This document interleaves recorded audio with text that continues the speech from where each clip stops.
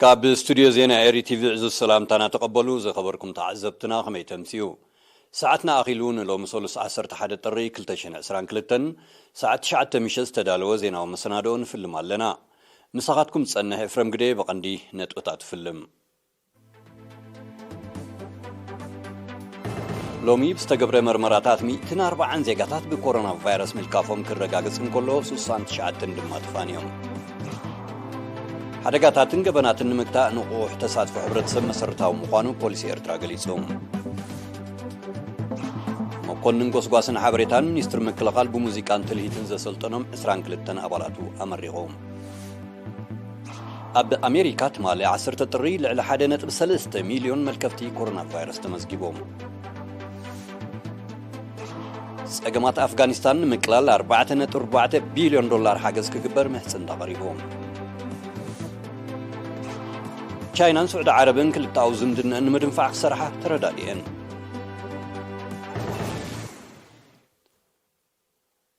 بعلتاو تصبصب ملكفتي كورونا فيروس كنجمر حبريتا كم منستر تعنا لومي أبي موشبن ممرمرن مأكلات زباطات مأكل دبوب سمينا وقيح بحرن قاشبار كان بستقبرين هاي لابراتوري مرمراتات 140 زيقاتات بكورونا فيروس ملكافهم ترقاقيس الله نساتهم 120 شعاتن كاب زوا مأكل مالت شدشته كاب موشب مأكل 123 دما كاب ممرمري مأكلات كوينو مادراشوم 4 سمرة قجرت باراديزو مايتماناي مأكل كتماه مايشهوت بريخ أباشاول عدا أبيتو عداق حموس دبار وامن دفرا كرن بارنتو جندعين عصبن 4 كاب ممرمري مأكلات عدا غيح زوا دبوب 4 كاب ممرمري مأكلات بازع زوا سمينا وقيح بحري كمون 3 كاب ممرمري مأكلات بارنتو زوا قاشبار كايم زخمزيلن كله كورونا فيروس ترقيبهم أو هوسبيتالات تعاقبهم كنكن كجبر لهم تصنحوا 5 كابزوا ماكل 10 شوعته كابزوا عن سباق للتدمة كابزوا قاشبار كاب تقللا 6 تشعتن زيقاتات حاويهم كفانهم كله ودي 55 عمتابون قال 8 عمتادن كابزوا ماكل بموت تفلي مالهم بزم السرت زي تقللا عصر بكورونا فيروس تلقفوا زيقاتاتنا حساب لومي 8550 بزيح لهم شمونت شعن سانكلتن كابزياتهم حاوي مستفانو 84 بموز تفليو 413 دما جنا اب هوسبيتالات تعاقبهم زركوبيوم منستر طعنا 11 طري 2022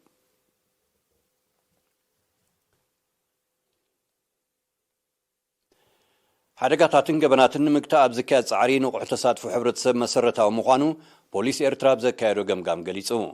أبتبع 11 طرس تقايد أخيبا مس 2020 بمنصصار متن حركاتات ب 2021 بأستات 20 شمونتن نتب شمونتن ميتاويت قبناتن بدلاتن دما ب 14 نتب 5 ميتاويت كم زوصغه زدما العلا تكرو حزب بوليسن زحتت مقانو أزاز بوليسي ارترا كولونيل محر صقه حبيروم بمسرز غرب صبصباب 2021 ناي تشكركرتي وحج تتكوستي بار الكتريكن حون متحال ابقلاي هو بلا برقي معبل بحرن كالن زتقالل 2697 حرقاتات كم زقاطمه بسونكو 319 سبات كموتن كلو 1388 كا اكلاو غدات كم زوردهم اب نبرت زورد خساره لعلي 52 مليون نقفا 5 قمت تفليتهم نقحات حبرتسب زبرخ غوسغواسات بمكياد حدقاتاتن قبناتن مكتا كابتون بدمعنز تتكبروا مربات مقانم استقصت تصبصاب بتحت عدمز فتصم قبنات إنا زايدة بممصو قدا بوليس ارترام زملكتهم أكالات تواهيدو خسر حاجة داس مقانا نتسيروم بزي كازي بدرجة هاجر تزرقهن أبزلوا 11 شو منتن نقطاتات كما بوليس كابز قربة 3,950 شوعتن قدات اتي 3,384 فتح كركبون كله 309 نام مدبر بوليس 381 دما ناب كوماو بيت فردي كم تسغاغره خفلت تغايل اللهم اتصب صواس عيبو ابرستي ام برخاف لطوز تكره غسغوسات تمكرو مرمر تحدغان معباي ابستفلالي زوباتات نايملو وات تمكرو ركبات كم تغايدون تنصيروم امو داتا لبدا كورونا فيروس نمكلخال زوصقط عتاتا مخبار ترانا بركتون ابالات بوليس عزوز منبارو تغليصوم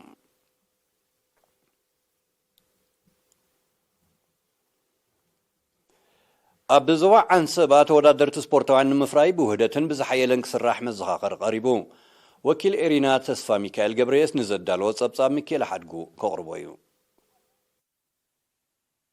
أبزوا عن سبات سبورتوان نتفتاد نمجمقام بربعة طراب استخايد ركب ተወዳደርቲ ስፖርታውያን ንምፍራይ ብውህደትን ብዝሓይልን ክስራሕ መዘኻኸሪ ቀሪቡ ዋና ዳይሬክተር ክፍሊ ባህልን ስፖርትን አቶ ስራጅ ሓጂ ኣብ ዘስምዖ ቃል ንጥፈታ ስፖርት ኣብቲ ዞባ ነዊሕ ሰረት ከም ዘለዎ ብምጥቃስ ንምድርዑ ተራ ኩሎም ኣካላት ክዓዝዝ ፀዊዑ ኣብ ዘቕረበ ፀብጻብ ኣብ 2021 ኣብ ቀዳማይ ዲቪዥን ከተማ ከረን ኣብ 16 ጋንታታት ዝተጠርነፉ 480 ስፖርታውያን ከም ተሳተፉ ህዝቢ ከተማ ከረን ድማ ነቲ ውድድራት ብተገዳስነት ከም ተዓዘቦ ክጥቀስ እንከሎ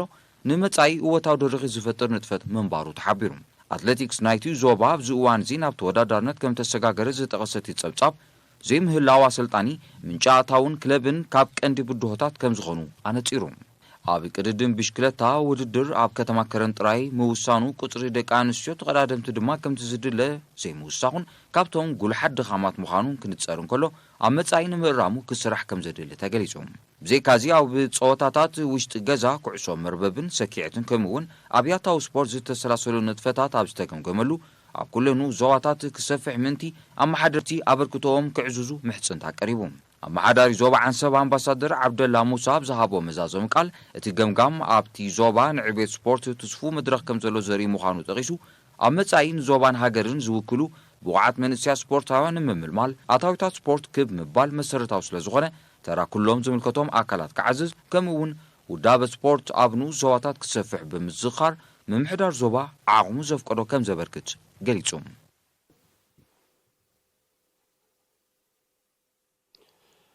መኮንን ጎስጓስን ሓበሬታን ሚኒስትር ምክልኻል ብምጽዋት መሳርሒታት ሙዚቃ ትራምፐትን ትልሂትን ዘሰልጠኖም 8 ደቂ ኣንስትዮ ዝርከቦም 22 ኣባላት ሎም 11 ጥሪ ኣብ ኣስመራ መሪቖም ካብ ዝተፈላለየ ኣሃዱታት ሚኒስትር ምክልኻል ዝተዋጽኡ ተመረቕቲ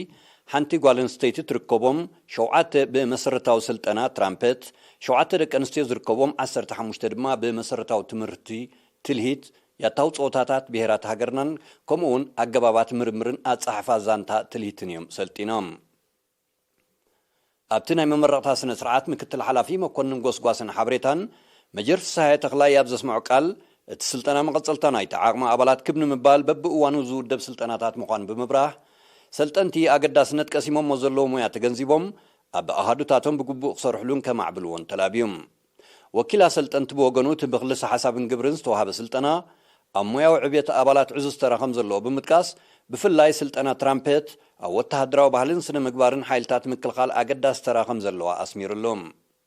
ወኪል ተመረቕቲ ድማ ደሊቦሞን ዘለዉ ፍልጠት ብውልቃዊ ተበግሶን ጻዕርን ናብ ዝለዓለ ደረጃኡ ንምብጽሑ ኣበርቲዖም ከም ዝሰርሑ ቃልኣት እዮም ኣብቲ ኣጋጣሚ ተመረቕቲ ንዝደለብዎ ፍልጠት ዘንጽባርቕ ስነ ጥበባዊ ምርኢት ቀሪቦም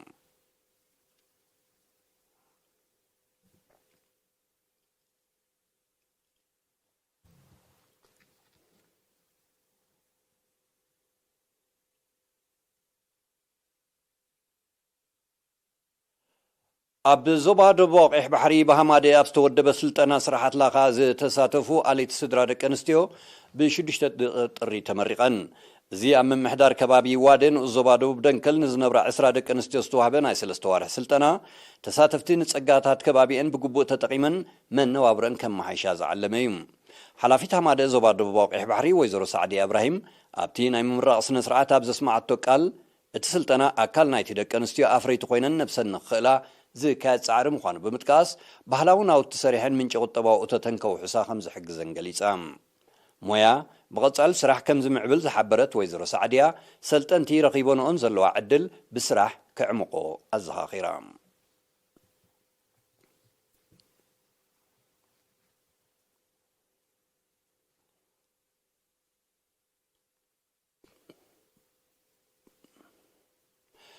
كبراتن كبران تعذبت ناس صعب أهجروا زيناتاتي ومكتتالكم كتقتلوا دقيمنا بخبرنا قدم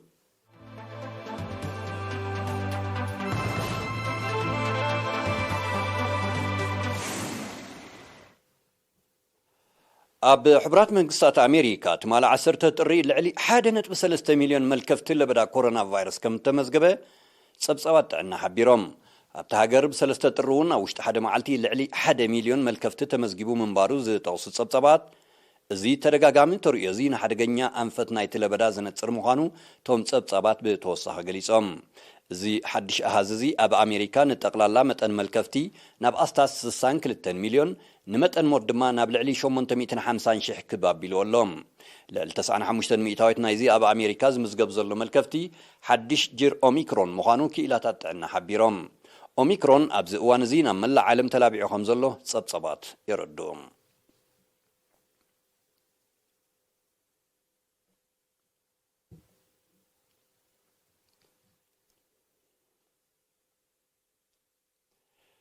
ውድብ ሕቡራት ሃገራት ብሰንኪ ግዳማዊ ምትእትታው ኣብ ኣፍጋኒስታን ንሰዓበ ማሕበረ ቁጠባዊ ጸገማት ንምቅላል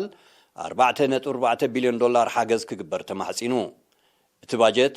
ኣቐዲሙ ንዝኾነት ሃገር ካብ ዝተሓተ መጠን እቲ ዝዓበየ ምዃኑ ኸ ጸብጻባት ይረድኡ ዝዓበየ ክፋልቲ ገንዘብ ብሰንኪ ን20 ዓመታት ዝቐጸለ ወተሃደራዊ ወፍሪ ኣሜሪካ ንሓደጋ ጥሜት ተቓሊዑ ዘሎ ህዝቢ ኣፍጋኒስታን ዝውዕል ምዃኑ ሕቡራት ሃገራት ኣፍሊጡሎም ይኹን እምበር እቲ ጻውዒት ተግባራዊ ክኸውን ዘሎ ተኽእሎ ጸቢብ ምዃኑ እዩ ዝሕበር በቲ ካብ 2001 ክሳብ 2021 ዝተኻየደ ወተሃደራዊ ወፍሪ ዳርጋ ፍርቂ ህዝቢ ካብ ኣፍጋኒስታን ኣብ ሓደጋ ጥሜት አንጸላልይዎ ከም ዘሎም ጸብጻባት ዘረድኡ ወተሃደራዊ ወፍሪ ኣሜሪካ ብኣፍጋኒስታን ኣብ ወርሒ ነሓሰ 2021 ብዓወት ጣሊባን ከም ተዛዘመ ዝዝከር እዩ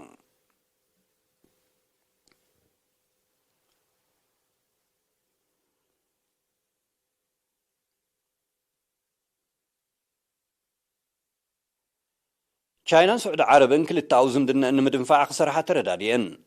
ሚኒስትራት ጉዳያት ወጻኢ ክልቲኣተን ሃገራት ሎም 11 ጥሪ ኣብ ቻይና ብዘካየድዎ ርክብ ኣብ መውሓት ጸጥታ ጥዕናን ካልእ ጽላታትን ምትሕብባርን ከዕብያ ከም ተሰማምዓ ተገሊጹ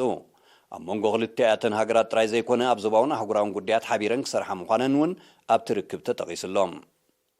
ሚኒስትር ጉዳያት ወጻኢ ቻይና ዋንጊው ንጉዳይ ኢራንን ሃገራት ዞባን ብዝምልከት ኣብ ዝሃቡ መግለጺ ሃገራት ወሽመጥ ጉዳያትን ብዘይ ዝኾነ ግዳማዊ ምትእትታው በዓላትን ክፈትሓ ኣገዳስን ተኾይኑ ድማ ሃገሩ ክትተሓባበር ምዃና ረድዮም ሚኒስትራት ጉዳያት ወጻኢ ቻይናን ስዑድያን ኣብ ጉዳያት የመን ኣፍጋኒስታን ከምኡውን ኣብ ዞባውን ኣህጉራውን ጉዳያት ከም ተዘራረቡ እውን ተፈሊጡሎም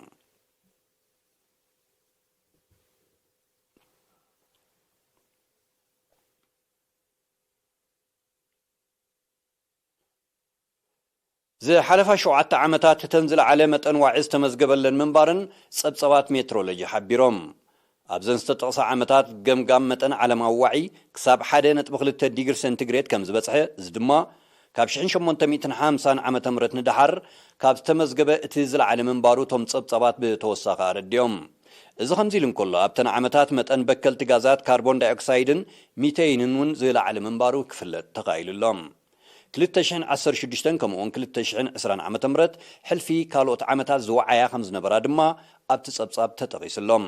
ከም ሳዕቤን ናይዚ በብዓመቱ እናወሰኸ ዝመጽእ ዘሎ መጠን ዋዒ ክስተት ባህርያዊ ሓደጋታትን ሳዕቤናቱን እናዛየደ ይመጽእ ከም ዘሎ ይሕበር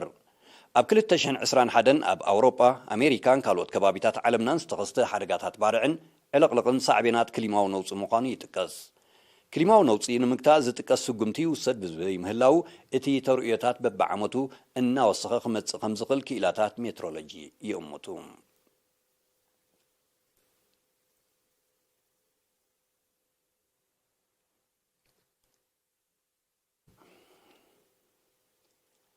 ሚኒስትሪ ጉዳያት ወጻኢ ቻይና ትማል 10 ጥሪ ኣብ ዘውፅኦ መግለጺ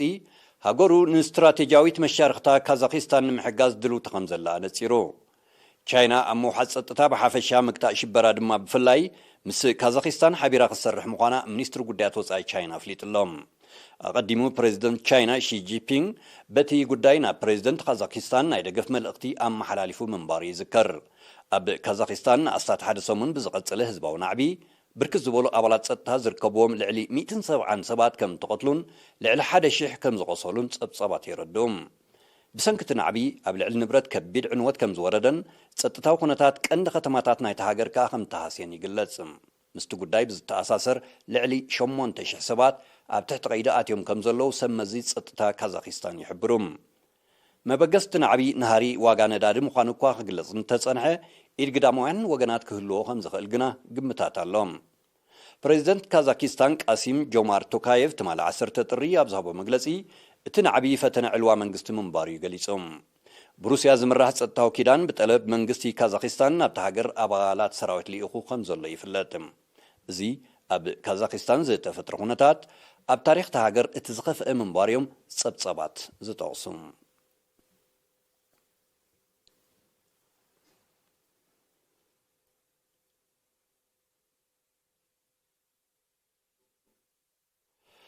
ሰሜን ኮሪያ ሎም 11 ጥሪ ባሊስቲክ ሚሳይል ክኾን ከም ዝኽእል ዝተገልጸ ፈተነ ከም ዘካየደት ደቡብ ኮሪያ ገሊጻ ሰሜን ኮሪያ ነዚ ሓድሽ ፈተነ ከም ዘካየደት ዝሕበር ዘሎ ኣብ ውሽጢ ሓደ ሰሙን ንኻልኣይ ግዜ እዩ ብሓሙሽተ ጥሪ 5 ዕፅፊ ፍጥነት ድምፂ ክውንጨፍ ዝኽእል ፈተነ ባሊስቲክ ሚሳይል ዘካየደት ሰሜን ኮሪያ ብዛዕባ እዚ ሓድሽ ፈተነ ዝሃበቶ መግለጺ ዛጊት የልቦን እዚ ተደጋጋሚ ፈተነታት ቅልውላው ሓውስ ደሴት ኮሪያ ንምህዳእ ንዝካየድ ዲፕሎማስያዊ ጻዕሪ ዘዕንቅፍ ምዃኑ ደቡብ ኮሪያ ወቂሳላ نتقلولاو نمهدا أب 2018 ዝተበገሰ ዲፕሎማሲያዊ ፈተነ ብዘይ ዝኾነ ፍረ ከም ዝቀሃመ ጸብጸባት ይረድኦም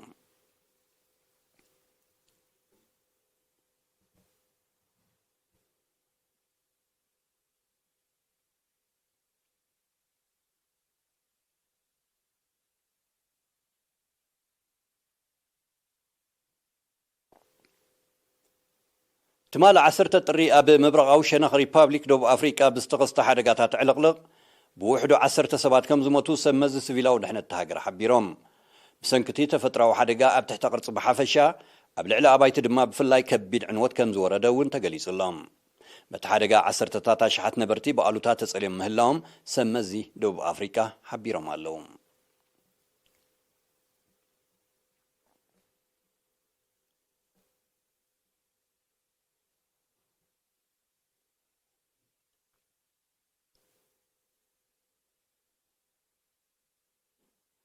ኣብ ሕብራት መንግስታት ኣሜሪካ ናይ ፈለማ ምዃኑ ዝተገልጸ ዕውት መስርሕ ምስግጋር ልቢ ሓሰማ ናብ ሰብ ከም ተኻየደ ማዕከና ዜና ንሰመዝ ጥዕናት ሃገር ብምጥቃስ ኣቃሊሐን እቲ ኣብ ሜሪላንድ ዝተኻየደ ናይ ምስግጋር መስርሕ ውጽኢታዊ ብምንባሩን መጥባሕቲ ዝተኻየደሉ ወዲ 57 ዓመት ሰብኣይ ኣብ ጽቡቕ ኩነታት ከም ዘሎን እዮም ነቲ ስራሕ ዘካየዱ ክኢላታት ሓቢሮም እቲ መስርሕ እወታዊ ገስጋስ ምስ ዘርኢ ካብ ሓሰማ ናብ ሰባት ዝግበር መስርሕ ምስግጋር ኣካላት ክምዕብል ከም ዝኽእል ክኢላታት ጥዕና ይገልጹ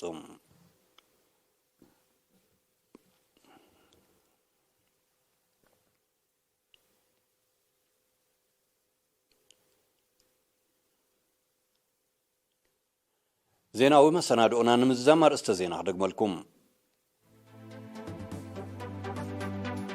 ሎሚ ብዝተገብረ መርመራታት 140 ዜጋታት ብኮሮና ቫይረስ ምልካፎም ክረጋገጽ እንከሎ 69 ድማ ተፋንዮም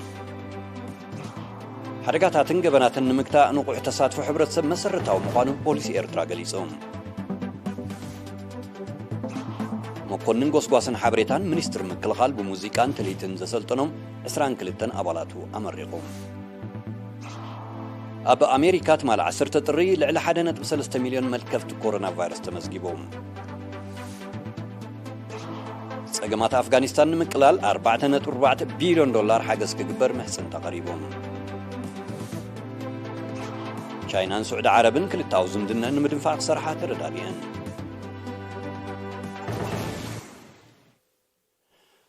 ክቡራንን ተኸታተልትና ነሰዓት እዚ ዝተዳለወ ዜናታት ተዛዚሙሎ ምስ ተረፉ መደባትና ንሓድገኩም ብወገና ብሩኽ ለይቲ